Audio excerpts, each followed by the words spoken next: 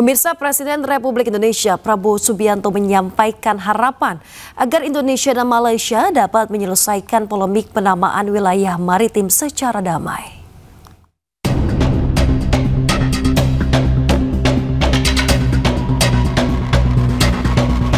Hal ini disampaikan usai Malaysia menolak istilah Laut Ambalat yang biasa digunakan Indonesia dan memilih mengacu pada Laut Sulawesi seperti yang tercantum dalam peta baru Malaysia tahun 1979. Prabowo menekankan pentingnya itikat baik dan tidak membawa isu ini ke ranah politisasi, mengingat hubungan kedua negara secara umum berjalan sangat baik. Ya, kita cari penyelesaian yang baik, yang damai, gitu. Ada itikat baik dari dua pihak. Ya. Kita jangan, biasalah ada mungkin. Intinya kita mau penyelesaian yang baik. Ya. Sebelumnya, Menteri Luar Negeri Malaysia Muhammad Hassan mengatakan bahwa pemerintah Malaysia telah menegaskan kembali hak kedaulatannya atas wilayah maritim yang dikenal Blok ND6 dan ND7 di Laut Sulawesi. Hassan mengatakan pemerintahnya menolak penggunaan istilah ambalat oleh Indonesia untuk menyebut wilayah yang disengketakan itu. Tuntutan Indonesia meliputi sebahagian Laut Sulawesi termasuk Blok ND6 dan ND7. Malaysia berpendirian bahawa Blok ND6 dan ND7 itu terletak dalam kawasan kedaulatan Malaysia dan hak kedaulatan negara berdasarkan kepada undang-undang antarabangsa yang terhasil selaras dengan keputusan Mahkamah Keadilan Antarabangsa ataupun ICJ dengan izin pada 2002. Oleh demikian, rujukan yang lebih tepat kepada kawasan berkenaan yang perlu digunakan selaras dengan pendirian Malaysia adalah Laut Sulawesi, bukannya Ambalat. Ambalat ni adalah istilah daripada Indonesia yang nak meyakinkan, yang nak membuatkan dia punya klaim ke atas kawasan tersebut. Jadi kita guna kawasan ini sebagai Laut Sulawesi. Jangan guna Ambalat, kerana Ambalat itu istilah daripada sana untuk menguatkan mereka punya permohonan. Pemirsa, secara tertutup Presiden Prabowo Subianto menyampaikan arahan untuk para ilmuwan, akademisi hingga pelaku industri dalam acara Konvensi Sains, Teknologi dan Industri atau KSTI di Institut Teknologi Bandung. Hadirin yang kami hormati, selanjutnya marilah kita simak bersama keynote speech. Pemirsa, Prabowo memutuskan agenda pertemuan dengan peneliti dan akademisi digelar secara tertutup. Alasannya, Presiden ingin lebih leluasa menyampaikan ide, gagasan dan juga pesan kepada peserta. Presiden Prabowo mengajak seluruh ilmuwan tanah air untuk bahu-membahu dalam memajukan riset industri nasional demi mensejahterakan bangsa Indonesia. Selain itu, Presiden juga mendorong ilmuwan Indonesia untuk berkolaborasi dengan saintis dunia. PT Bahan Dahana, saudara, biar lebih bebas gitu ya. Jangan dipelintir, jangan dipolitisasi. Ini kan kita bicara ilmu. Kita bicara ilmu, sains, teknologi. Pemirsa, dukung program ketahanan pangan nasional. Program Presiden Prabowo Subianto Panen Raya di Lampung Timur cetak ribuan ton gabah untuk swasembada nasional.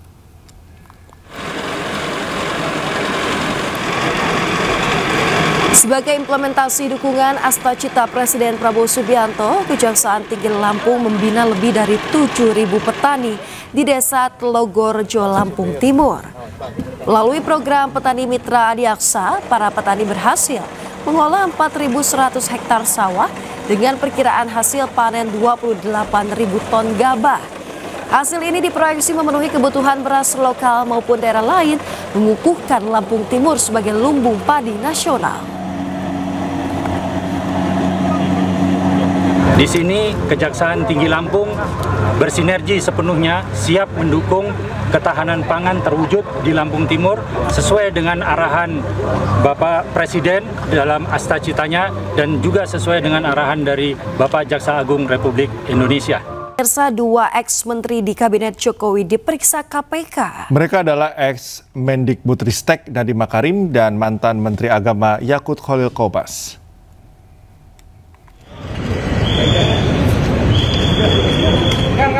Mantan Menteri Pendidikan, Kebudayaan, Riset, dan Teknologi Nadiem Makarim diperiksa KPK sekitar 9 jam. Saat keluar, Nadiem juga tidak banyak bicara mengenai materi pemeriksaan. Nadiem hanya menjelaskan diperiksa terkait Google Cloud dan menyampaikan terima kasih kepada awak media yang telah menunggu dirinya selesai diperiksa.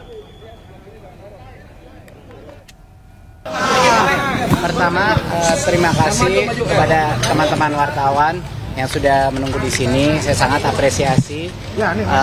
Tadi baru saja, alhamdulillah, sudah selesai. Saya diminta memberikan keterangan mengenai pengadaan cloud di Kemendikbud. Alhamdulillah lancar, saya bisa memberikan keterangan. Dan saya ingin memberikan apresiasi sebesar-besarnya kepada KPK juga untuk telah memberikan saya kesempatan untuk melakukan keterangan ini. Sekarang permisi dulu, saya mau kembali ke keluarga. Terima kasih sekali lagi pada rekan-rekan media. Assalamualaikum warahmatullahi wabarakatuh. Tadi banyak pertanyaannya, nggak ada berapa pertanyaan?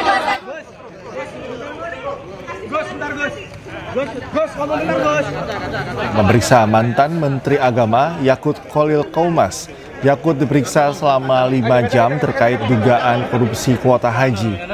Yakut mengucapkan terima kasih lantaran sudah diberi kesempatan mengklarifikasi dugaan rasuah di Kementerian Agama.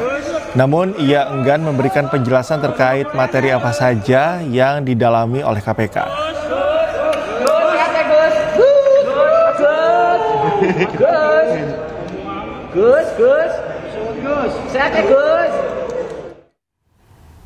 Pemirsa, selain Yakut dan Nadiem yang tersandung dugaan korupsi, sebelumnya ada 7 menteri di era Joko Widodo yang terjerat kasus korupsi, dari korupsi dana bansos hingga korupsi dana hibah olahraga.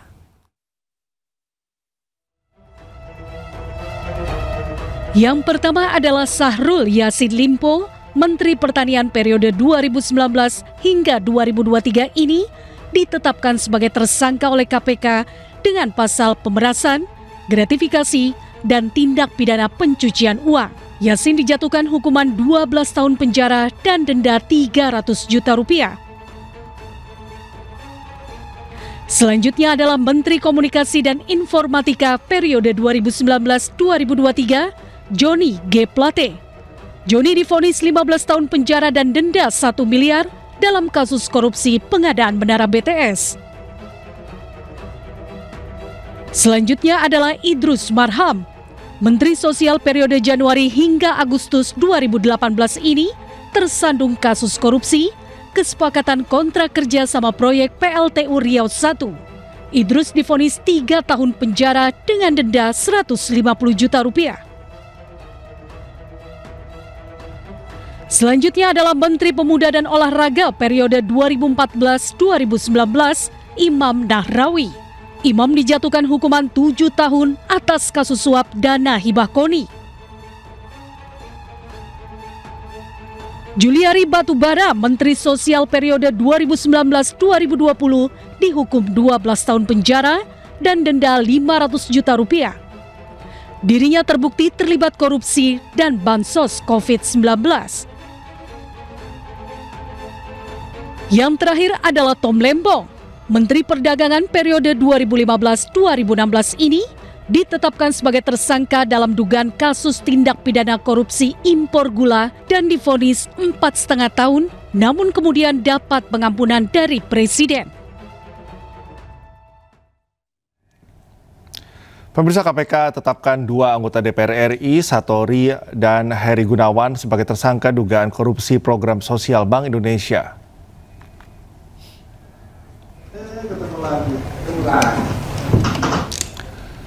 Komisi Pemberantasan Korupsi resmi umumkan Satori dan Heri Gunawan sebagai tersangka kasus dugaan korupsi terkait penyaluran dana CSR Bank Indonesia dan Otoritas Jasa Keuangan. Penetapan tersangka dilakukan setelah penyidik KPK menemukan alat bukti yang cukup. Dalam penyelidikan, KPK menemukan aliran dana mencurigakan terkait dana CSR BI terhadap Satori dan Heri Gunawan yang digunakan untuk pembelian tanah dan pengadaan showroom hingga kendaraan. Terkait dengan OTT. Terima kasih, itu mungkin yang bisa kita sampaikan pada malam hari ini. Baik. Setelah dilakukan penyidikan umum sejak Desember 2024, penyidik telah menemukan sekurang-kurangnya 2 alat bukti yang cukup dan kemudian 2 hari ke belakang menetapkan 2 orang tersangka sebagai berikut, yaitu HG selaku anggota Komisi 11 DPR RI periode 2019-2024. Kedua, ST selaku anggota Komisi 11 DPR RI periode 2019-2024.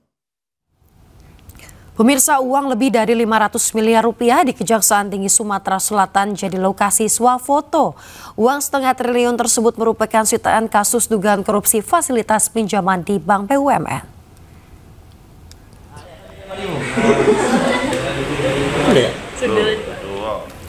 Tumpukan uang 506 miliar 150 juta ini menjadi daya tarik bagi para siswa dan juga mahasiswa magang di Kejaksaan Tinggi Sumatera Selatan.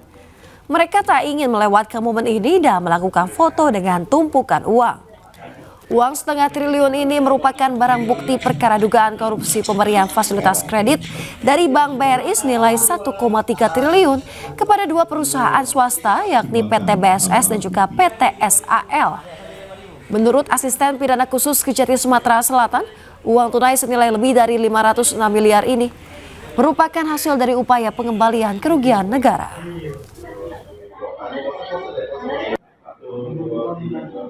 Bahwa estimasi kerugian keuangan negara dalam perkara ini adalah sebesar 1,3 triliun rupiah, sehingga dari penyitaan terhadap barang bukti tersebut dapat dilakukan penyelamatan keuangan negara hampir mencapai mendekati nilai 1 triliun rupiah.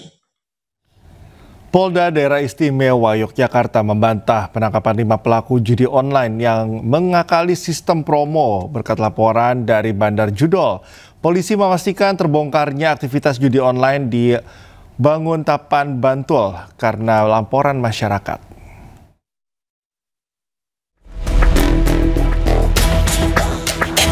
Kepolisian Daerah Istimewa Yogyakarta buka suara soal viralnya narasi di media sosial terkait judi online. Penyanyi Kunto Aji dan warganet menyoroti penangkapan 5 pemain judi online yang mengakali sistem promo di Banguntapan, Bantul. Mereka mempertanyakan siapa yang melaporkan kasus tersebut karena dinilai merugikan bandar. Direktur Reserse Kriminal Khusus Polda DIY AKBP Saprodin mengatakan pengungkapan kasus tersebut bukan karena laporan dari bandar maupun titipan dari bandar. Polisi memastikan penangkapan pelaku judol tersebut hasil tindak lanjut kepolisian atas laporan masyarakat. Masyarakat mencurigai adanya aktivitas di sekitar lokasi bermain judol. Penindakan judi online tersebut juga murni tindakan penegakan hukum. Pelapor memang sudah hasil lidik dan semuanya masyarakat yang baik mau melaporkan polisi itu sudah jempol dan tugas kami melindungi pelapor. Yang jelas tapi dari kita tidak ada istilah korporasi atau titipan bandar saya kena harus ditangkap, dan tidak ada satupun bandar yang kenal saya dan belum ada yang lobby saya. Sebelumnya di Treskrimsus Polda DIY menangkap 5 pelaku judi online dengan modus memanfaatkan promosi situs judol, di mana akun baru berpotensi menang lebih besar. Dalam 1 bulan, pelaku bisa mendapatkan keuntungan hingga 50 juta rupiah. Dari Sleman, Yogyakarta, Heru Trijoko, iNews melaporkan.